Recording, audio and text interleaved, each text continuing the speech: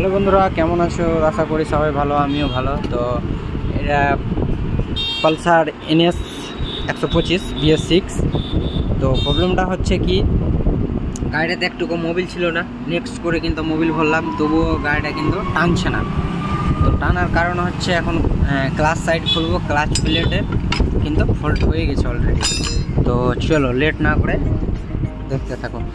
এখানে নাট আছে সব 8 নম্বর, এখানে এখানে এটা এটা এখানে আছে, তারপর এই সাইডে দিকে আছে। তো এগুলো খুলে ওপেন করে দেখাবো।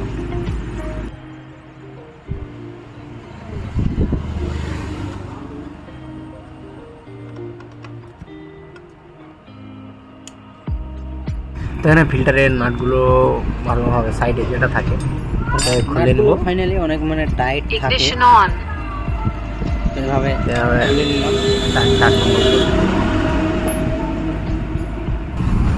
এরপরে স্প্রিং, এটা হচ্ছে ক্লাচ সাইডের ক্লাচ প্লেটের স্প্রিং 4টা, আর এখান থেকে ক্লাচ প্লেটটা খুলে নেব। খোলার পরে সেম মিলাবো।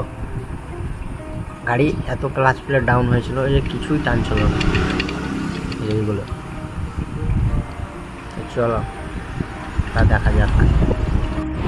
তো পালসার NS BS6 যেটা ক্লাচ প্লেট আছে, এই ক্লাচ প্লেটটা হচ্ছে মানে চেঞ্জ করব, অলরেডি খারাপ হয়ে গেছে।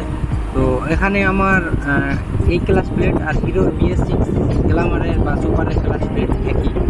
তো একই মাপটা মানে হয়তো অনেক কেউ জানে না বা বুঝতে পারে না, বা অনেক টাইম হয়তো হিরোর আছে তো হয়তো বাজাজ শিপে হয়ে যাবে, বা বাজাজে থাকলে বা হিরো হয়ে যাবে। তো এখানে সেম আসছে এখানে যেগুলো হলো।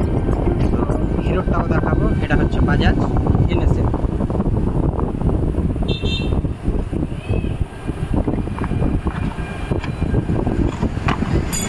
এখানে দেখা গেল হিরো,